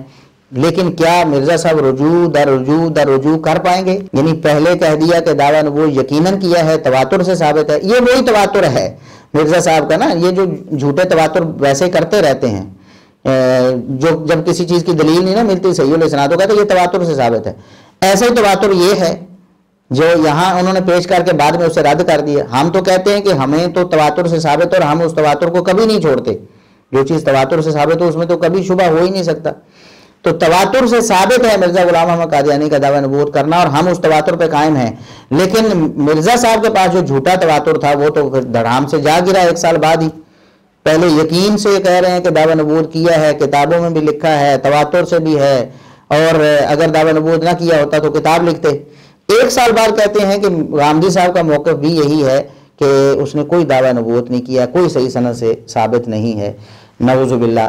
اب ہم اس بھائی کو بھی دعوت فکر دیتے ہیں جس نے یہ کہا تھا کہ اگر آپ یہ ثابت کر دیں کہ مرزا انجینئر صاحب نے یہ کہا کہ غلام احمد قادیانی صاحب نے دعویٰ نبوت نہیں کیا, اور کلپ نہیں پیش کرنا, پوری ویڈیو پیش کرنی ہے. ویڈیو ہم نے آپ کو نام بھی بتا دیا, چینل بھی بتا دیا, آپ جا کر وہاں سے سرچ کر سکتے ہیں. نہیں ملتی ہمارے ساتھ کلوز میٹنگ رکھیں, ہم انشاءاللہ 5 منٹوں میں آپ کو ساری بات سمجھا بھی دیں گے. انشاءاللہ کبھی ساری زندگی نہیں بھولے گی, لیکن آپ نے اپنا یہ وعدہ پورا کرنا ہے کہ آئندہ سے کبھی مرزا انجینئر صاحب کو نہیں سننا بلکہ علماء حق کو سننا ہے, اور یہ وعدہ آپ نے کیا ہے. آپ نے کیا تھا نا وعدہ۔ آخری سوال آج کا سوال کیا گیا ہے فیاض عبدالباری صاحب کی طرف سے سعودیہ سے۔ وہ سوال کرتے ہیں کہ ناد علی پر ایک ویڈیو بہت گردش کر رہی ہے سوشل میڈیا میں، اس کی حقیقت بتائیے۔ وہ ویڈیو بھی انہوں نے ہمیں بھیجی جس میں ایک مولوی صاحب جو بظاہر سنی لگ رہے ہیں، نام نہاد سنی ہوتے نا اس طرح کے جاہل کہیں کے، جو روافظ کی ہم نوائی کرتے ہیں، تو وہ روافظ کی ہم نوائی میں یہ بات کر رہے تھے کہ ناد علی یہ نبی کریم صلی اللہ علیہ وسلم کو یہ فرمایا گیا، اللہ کی طرف سے آواز دی گئی کہ احد کے میدان میں جب ایک دفعہ مسلمانوں پر سختی آئی، مصیبت آئی، اچانک حملہ ہو گیا، تو اس وقت کہتے ہیں اللہ کی طرف سے نبی کریم صلی اللہ علیہ وسلم کو یہ آواز دی گئی کہ اے نبی آپ بھی علی کو پکاریں۔ کیا الفاظ ہیں؟ ناد علی مظہر العجائبی، آپ علی کو پکاریں جو عجائب کا ظہور کرنے والے ہیں، یعنی جن کے ہاتھوں عجائب ظاہر ہوتے ہیں۔ تجدہ عون لک فی النوائب، اے نبی آپ بھی علی کو مشکلات میں مدد کرنے والا پائیں گے۔ اور کل ہم و غم سینجلی بولایتک یا علی، اور اے علی آپ کی ولایت کی وجہ سے ہر غم اور ہر پریشانی چھٹ جائے گی، ختم ہو جائے گی۔ تو میں عرض کر رہا تھا کہ حضور نے یہ ارشاد فرمایا کہ صاحب میں کل جو ہے علم اس شخص کے ہاتھ میں دوں گا کہ جو اللہ اور اس کے رسول کو دو سکتا ہے اور اللہ اور اس کا رسول اس کو دو سکتے ہیں۔ تو تمام صحابہ کرام رضوان اللہ تعالیٰ علیہم اجمعین کے ذہنوں میں یہ بات تھی کہ صاحب یہ کاش آج جو ہے یہ علم جو ہے وہ اس کے ہاتھ میں آ جائے، اور سب یہ جانتے تھے کہ حضرت علی کی جو ہے طبیعت ناساز ہے، اور حضرت علی جو ہے وہ آج جو ہے وہ شاید اس جنگ میں جو ہے شریک نہیں ہو پائیں گے۔ تو حضور نبی اکرم صلی اللہ تعالیٰ علیہ وسلم نے اس وقت یہ جملے ارشاد فرمائے کہ ناد علیم مظہر العجائب تجدہ عونا لک فی النوائب کل ہم و غم سینجلی بولایتک یا علیو یا علیو یا علیو۔ ایک تو پھر پڑھیے ذرا، یہ پھر پڑھیے ذرا، ایک بار پھر پڑھیے، پڑھ لیں جن جن کو آتی ہے۔ ناد علیم مظہر العجائب تجدہ عونا لک فی النوائب کل ہم و غم سینجلی بولایتک یا علیو یا علیو یا علیو۔ اب بہت سے لوگ ہیں، اچھا بہت سے لوگ ہیں کہ وہ اس کے اندر کچھ اضافات کرتے ہیں، کہتے ہیں کہ صاحب ناد علی میں یہ ایک اضافہ کہ ناد علیم مظہر العجائب تجدہ عونا لک فی النوائب کل ہم و غم سینجلی بجلالتک یا اللہ یا اللہ یا اللہ بنبوتک یا محمد یا محمد یا محمد اور بولایتک یا علیو یا علی۔ ہمارے استاد علامہ نصر اللہ خان صاحب اللہ تعالیٰ ان کے درجات بلند فرمائے اور جنت الفردوس میں ان کو اعلیٰ مقام عطا فرمائے۔ اچھا وہ بہت محتاط شخصیت تھے، دورہ حدیث ہم نے ان کے پاس کیا، اصغر بھائی نے بھی اور میں نے بھی، دونوں نے جو ہے مولانا اصغر صاحب نے اور میں نے، دونوں نے جو ہے دورہ حدیث ان کے پاس کیا۔ وہ جامعہ رضویہ شمس العلوم میں اس وقت دورہ حدیث کروایا کرتے تھے، اور جو طلبہ سن رہے ہوں اگر میری بات کو تو وہ بھی اس کے گواہ ہیں، اور اصغر صاحب تشریف لائیں گے تو انشاءاللہ میں ان سے بھی یہ اس کی تصدیق آپ کو کروا کے دوں گا۔ تو ہم نے جو ہے وہ جب ان سے بات کی، وہ محتاط کتنے تھے کہ محرم کی یکم محرم سے 10 محرم تک وہ سیاہ کپڑے نہیں پہنتے تھے، یعنی جیسے حضرت نے پہنا ہوا ہے چوغا ویسا وہ تھا ان کے پاس، لیکن وہ یکم محرم سے 10 محرم تک نہیں کہتے تھے کہ مشابہت پیدا نہ ہو۔ اب یہ میں آپ کو اس لیے کہہ رہا ہوں، کیا کہہ رہے ہیں آپ یہ اس کو آپ دوبارہ صحیح دوبارہ وضاحت سے فرمائیے۔ یہ وہ محتاط اتنے تھے، کپڑے کالے اس لیے نہیں پہنتے تھے کہ کئی شیعوں سے مشابہت نہ ہو جائے۔ صحیح۔ اب ایسا آدمی جب ناد علی پڑھے گا، ہم نے ان سے پوچھا کہ صاحب وہ انہوں نے کہا کہ ناد علی پڑھ کے، اچھا ہم سے کہا کہ ناد علی پڑھ کے سناؤ، ہم نے سنائی، اور یہی جو بڑی والی صورت تھی وہ ہم نے سنائی ان کو، جو جس کو بڑی کہا جاتا ہے۔ تو وہ جب سنائی تو علامہ نصر اللہ خان صاحب وہ افغانستان میں جو مجددی صاحب کی حکومت تھی اس کے سپریم کورٹ کے چیف جسٹس بھی رہے، بڑے بہت کیلیبر کے آدمی تھے، اور احادیث پر بڑا اچھا ان کا نظر تھی اور کام کر رہے تھے۔ تو بلکہ احادیث پر یہ ہے کہ بخاری شریف میں جو حدیث ہے ایک صفحے پر جو ہے وہ پوری جتنی بھی سیاہ ستہ میں حدیث ہیں وہ ایک ہی صفحے پر جو ہے جمع کر رہے تھے، یعنی بہت بڑا کام تھا جو 12 صدیوں پہلے ہوا ہے، وہ اس کو جو ہے وہ دوبارہ کر رہے تھے۔ تو وہ انہوں نے کہا کہ صاحب یہ آپ یہ بتاؤ کہ اگر کوئی چابی ہے کسی تالے میں لگانی ہے آپ نے، وہ چابی جو ہے اس کے لیور کے مطابق نہیں ہوگی تالے کے، تو کیا تالا کھل جائے گا؟ ہم نے کہا نہیں کھلے گا بالکل. تو انہوں نے کہا کہ یہ جو آپ نادی علی پڑھ کر سنائیے مجھے، یہ نادی علی نہیں ہے. ہاں یہ چابی کہنے لگے یہ نادی علی نہیں ہے. اور نادی علی وہی ہے کہ نادی علیم بمظہر نادی علیم مثل العجائب تجدہ عونا لک فی النوائب کل ہم وغم سینجلی بولایتک یا علی یا علی یا علی. کہنے لگے یہ ہے یہ، اور جب چابی صحیح لگائیں گے تو تالا کھلے گا. آپ پڑھتے رہتے ہیں اور کام آپ کے بنتے نہیں ہیں، وہ اس لیے نہیں بنتے ہیں کہ آپ جو ہے اس کا چابی صحیح نہیں لگا رہے ہیں تالے کی. اس کا مطلب علامہ صاحب کی مشکل میں جب بھی نعت علی پڑھی جائے گی تو وہ سنت نبی ادا کی جائے گی. اچھا، یہ وہ مولوی صاحب ہیں جو نام نہاد سنی ہیں. یہ یعنی بڑے سخت الفاظ ہیں شاید، لیکن ہم اس سے نرم اور کیا کریں. جب ایک شخص میڈیا پہ بیٹھ کے سنی ہونے کا دعوے دار بھی ہے، شکل و صورت بھی سنیوں والی ہے، اور ظاہر بھی یہی کیا جا رہا ہے کہ وہ سنی ہے، اور پھر روافظ کی ہمنوائی میں نبی کریم صلی اللہ علیہ وسلم کی گستاخی اور توہین بھی، اور صحابہ کرام کی گستاخی اور توہین بھی، اور شرک و کفر بھی وہ لوگوں میں پھیلا رہا ہے، تو پھر ہم اس کو نام نہاد سنی کم از کم یہ تو کہہ سکتے ہیں. اور یہ بھی ہم درد دل سے کہہ رہے ہیں، ہمیں ہمدردی ہے ان لوگوں کے ساتھ کہ یہ لوگ کن چکروں میں پڑ گئے ہیں. یہ بات دیکھیں کہ یہ روافظ نے یہ چیز گھڑی، یہ جو ناد علی والا ہے نا، ناد علی کے نام سے، اور آج یہ تمام بریلوی مکتب فکر میں یہ چیز رائج ہو چکی ہے. بریلوی مکتب فکر میں یہ چیز رائج ہو چکی ہے. آپ جناب الیاس اتاری قادری صاحب کو دیکھیں، انہوں نے بھی اس کے پڑھنے کی اجازت دی، بلکہ اس کو مستحب قرار دیا ہے کہ یہ پڑھیں، اس کی ترغیب دی ہے. حضرت شاہ محمد غوث گوالیاری علیہ رحمت اللہ الباری کی کتاب جواہر خمسہ، جس کے وظائف کی جید بزرگ اولیاء کرام نے اجازتیں دی، جن میں شاہ ولی اللہ محدث دہلوی علیہ رحمت اللہ القوی بھی شامل ہے. اس کتاب میں کہ نعت علی 7 بار یا 3 بار یا 1 بار پڑھے، یعنی نعت علی پڑھنے کی ترغیب ہے اس کتاب میں جواہر خمسہ میں، جس کی اجازت بہت سارے بزرگوں نے دی ہے، اور شاہ ولی اللہ صاحب محدث دہلوی علیہ رحمت اللہ القوی نے بھی دی ہے، جو مشہور بزرگ ہیں. جس نعت علی کو پڑھنے کی اجازت دی ہے وہ نعت علی بھی لکھا ہوا ہے ان کتب میں. یعنی حضرت علی کو پکارو جو عجائب کے مظہر ہیں، انہیں تمام مصیبتوں میں اپنا مددگار پائے گا، ہر رنج و غم دور ہو جائے گا آپ کی ولایت سے، اے علی اے علی اے علی. تو پیارے پیارے میٹھے صاحب بھائیو، آپ نے دیکھا کہ بزرگان دین بھی مولا مشکل کشا مانتے چلے آ رہے ہیں، اور حضرت علی کو نہ صرف پکارتے تھے بلکہ پکارنے کی انہوں نے تعلیم دی. اور ایک کتاب وہ پتہ نہیں کیا اس کا حوالہ دیا، وہ 11ویں صدی ہجری کا کوئی تھا یا 9ویں صدی ہجری کا، اس کا حوالہ دے دیا کہ اس کی کتاب آپ پڑھیں، اور اس میں یہ لکھا ہے. اور اس کے بعد ڈاکٹر طاہر قادری صاحب کی جو ویب سائٹ ہے فتویٰ کے نام سے، اس میں بھی عبدالقیوم ہزاروی نامی کوئی مفتی صاحب ہیں، انہوں نے بھی کہا کہ اس میں کوئی ایسی بری بات نہیں ہے، آپ اسے پڑھ سکتے ہیں، یہ دعائیہ کلمات ہیں. نعوذ باللہ نعوذ باللہ. اور ان لوگوں کو تھوڑا سا بھی خیال نہیں آیا کہ خود روافظ جو ہیں، خود شیعہ اس چیز کا رد کر رہے ہیں ان کے محققین کہ یہ دعا کہیں سے بھی ثابت نہیں ہے، نہ نبی کریم صلی اللہ علیہ وسلم سے، نہ ان کے بقول جو ائمہ معصومین ہیں ان سے، کہیں سے ثابت نہیں ہے.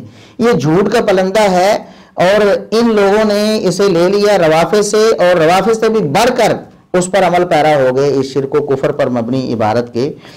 اب دیکھیں اس پر سب سے پہلے یہ ہمارا چیلنج ہے نعت علی کے بارے میں. یہ جو کہا جاتا ہے نا کہ احد کے میدان میں نبی کریم صلی اللہ علیہ وسلم کو اللہ نے فرمایا کہ آپ علی کو پکاریں، نعوذ باللہ نعوذ باللہ نعوذ باللہ ثم نعوذ باللہ ثم نعوذ باللہ. کتنا بڑا کفر ہے یہ، کتنی بڑی گستاخی اور توہین ہے کہ نبی کریم صلی اللہ علیہ وسلم اگر اولیاء جو ہیں وہ مدد کرتے ہیں ما فوق الاسباب، تو پھر انبیاء تو ان سے بڑھ کے مدد کرتے ہیں، تو پھر ایک نبی کو محتاج بنایا جا رہا ہے، ایک ولی کے یا علی رضی اللہ عنہ کے جو صحابی ہیں اور امتی ہیں ان کا محتاج بنایا جا رہا ہے، اور ما فوق الاسباب ان سے مانگنے کی ترغیب یعنی بتائی جا رہی ہے کہ اللہ نے نبی کو یہ ترغیب دی. نعوذ باللہ. یہ اللہ پر بھی بہتان اور جھوٹ ہے، اور اللہ رب العزت کی بھی توہین ہے. اللہ رب العزت خود مدد کرتا ہے ما فوق الاسباب، اور ما فوق الاسباب کوئی بھی مدد نہیں کر سکتا. یہ قرآن کریم میں بہت جگہ اللہ رب العزت نے فرمایا ہے. اپنے نبی کریم صلی اللہ علیہ وسلم کو بھی یہی سکھایا ہے کہ آپ کے لیے اللہ کے سوا کوئی مددگار ما فوق الاسباب نہیں ہو سکتا. اچھا، یہ سب سے پہلے یہ ہمارا چیلنج ہے کہ 9ویں صدی ہجری سے پہلے اس ناد علی کا کوئی وجود دنیا میں شیعہ کی کتابوں میں بھی نہیں ہے. روافظ بھی اپنی کتابوں سے اس کا ثبوت 9ویں صدی ہجری سے پیچھے پیش کر سکتے ہیں نہیں. اور 9ویں صدی ہجری میں کسی نے گھڑی تو نبی کریم صلی اللہ علیہ وسلم کی طرف کیسے منسوب ہو گئی؟ اور اگر یہ کوئی روایت ہوتی، چلو من گھڑت سند کے ساتھ ہوتی، کوئی اس کی جھوٹی سچی کوئی سند ہوتی، تو پہلی کتابوں میں پہلی صدی، دوسری صدی، تیسری صدی، چوتھی، پانچویں، چھٹی صدی، 8ویں، 9ویں صدی تک خود روافظ اور شیعہ بھی اس دعا کو نہیں پڑھتے رہے. اتنی عظیم دعا تھی تو کہاں تھے وہ؟ ان کے بزرگوں نے ان کو کیوں نہیں بتائی تھی؟ کسی کتاب میں کیوں نہیں لکھی تھی؟ 9ویں صدی ہجری سے پہلے اس کا کوئی وجود نہیں. اور 9ویں صدی ہجری میں بھی ایک ان کے عالم ہیں شیعہ کے ابراہیم بن علی عاملی کفامی، اس نے اپنی کتاب المصباح، جو معروف نام ہے اس کا المصباح، اس کتاب میں صفحہ نمبر 207 پہ صرف یہ 2 شعر لکھے کہ ان شعروں کو مصیبت میں پڑھنا چاہیے. نہ یہ بتایا کہ نبی کریم صلی اللہ علیہ وسلم نے پڑھے، نہ یہ بتایا اللہ نے حکم دیا، نہ اہل بیت میں سے کسی کی طرف منسوب کیے، نہ ائمہ معصومین میں سے کسی کی طرف منسوب کیے. صرف لکھ دیا کہ یہ شعر جو ہیں وہ پڑھنے چاہیے. اچھا جی، اس کے بعد ان کے مجلسی جو بہار الانوار کے مصنف ہیں، مشہور ان کے عالم ہیں علامہ مجلسی، انہوں نے اپنی کتاب بہار الانوار میں اس حدیث کو ان الفاظ کو، من گھڑت الفاظ کو اور جھوٹے شرکیہ کفریہ الفاظ کو عبداللہ بن مسعود رضی اللہ عنہ کی طرف منسوب کر دیا. اور یہاں مزے کی بات یہ ہے کہ بہار الانوار میں بھی عبداللہ بن مسعود رضی اللہ عنہ کی طرف نسبت نہیں تھی، بلکہ بہار الانوار سے نقل کرتے ہوئے محمد مہدی الحائری جو 1369 ہجری میں دنیا سے گیا ہے، اس نے علامہ مجلسی کے ذمے یہ بات لگا دی کہ علامہ مجلسی نے اپنی کتاب بہار الانوار میں عبداللہ بن مسعود سے یہ روایت کیا ہے کہ نبی صلی اللہ علیہ وسلم کو احد والے دن یہ ندا آئی کہ آپ علی کو پکاریں. اندازہ کریں، محقق یہ بات خود لکھتا ہے کہ مجھے بہار الانوار میں علامہ مجلسی کی ایسی کوئی عبارت نہیں ملی جس میں عبداللہ بن مسعود رضی اللہ عنہ کی طرف اس کو منسوب کیا گیا ہو اور نبی کریم صلی اللہ علیہ وسلم کو پڑھنے کا کہا گیا ہو. ایسی کوئی روایت علامہ مجلسی نے بھی نہیں لکھی. علامہ مجلسی نے بھی اس کو عبداللہ بن مسعود یا نبی صلی اللہ علیہ وسلم کی طرف منسوب نہیں کیا. یہ محققین شیعہ بھی خود کہہ رہے ہیں. وہ بتا رہے ہیں کہ محمد مہدی الحائری نے یہ خیانت کی ہے یا تعریف کی ہے اور ان کے بقول غلطی لگی ہے اسے کہ اس نے یہ بات جھوٹی لکھ دی ہے.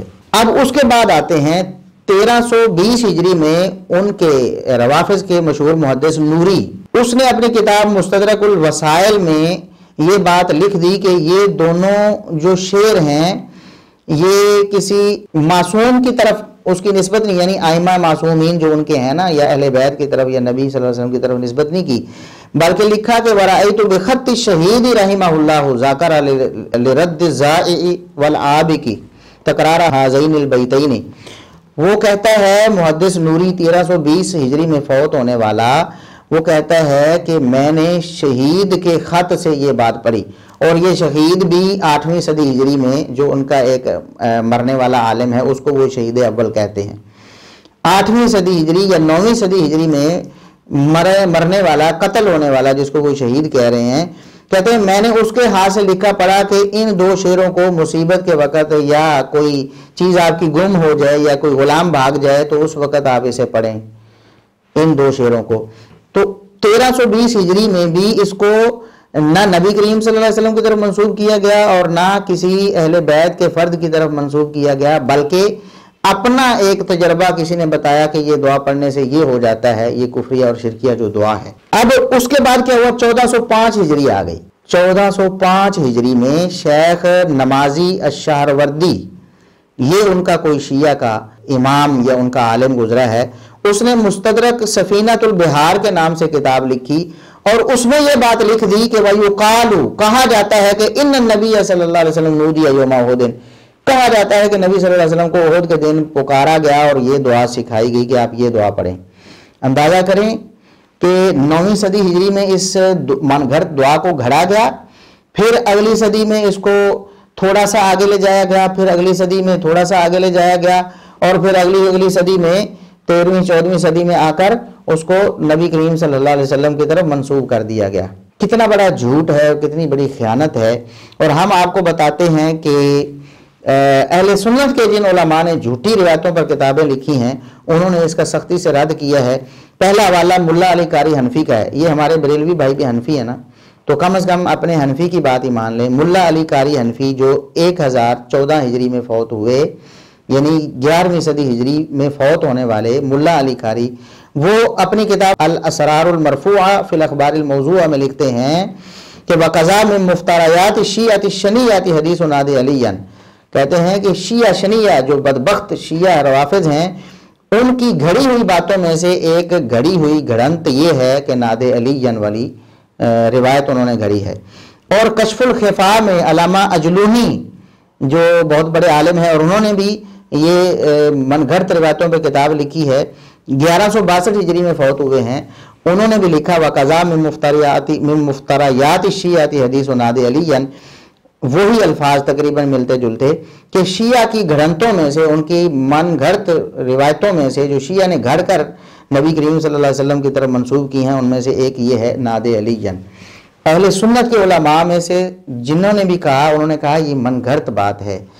روافظ کے محققین بھی کہہ رہے ہیں کہ اس کی کوئی سند ہمیں نہیں ملی، کوئی سند نہیں ملی، 9ویں صدی ہجری سے اس کا کوئی وجود ہی پہلے نہیں ہے۔ تو پھر نبی کریم صلی اللہ علیہ وسلم سے یا عبداللہ بن مسعود رضی اللہ عنہ سے کیسے ثابت ہوگی؟ اور اہل سنت کی کسی کتاب میں قطعاً عبداللہ بن مسعود رضی اللہ عنہ سے نبی کریم صلی اللہ علیہ وسلم کی طرف منسوب کر کے آپ کو کہا گیا ہو، قطعاً ایک جھوٹی روایت بھی نہیں دکھا سکتے یہ لوگ۔ تو ان لوگوں کو پھر خدا کا خوف نہیں آتا۔ اور ڈاکٹر طاہر القادری صاحب بھی بڑے پڑھے لکھے سمجھے جاتے ہیں، وہ بھی اپنی ویب سائٹ پہ اس کو جگہ دے رہے ہیں۔ اور وہ قادری صاحب بھی وہ کہہ رہے ہیں جی یہ فلانے گوالیاری صاحب ہمارے، انہوں نے اپنی کتاب میں لکھ دیا تو لہٰذا اس کو پڑھنا چاہیے۔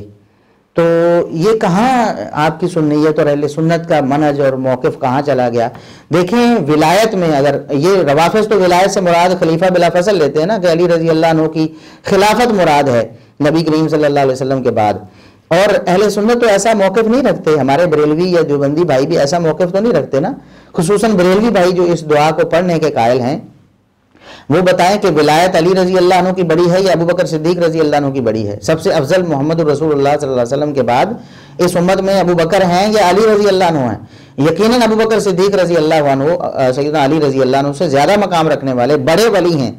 تو پھر نبی کریم صلی اللہ علیہ وسلم کو اگر کہا جانا تھا تو ابو بکر کے بارے میں کیوں نہ کہا گیا، عمر کے بارے میں کیوں نہ کہا گیا، عثمان کے بارے میں کیوں نہ کہا گیا؟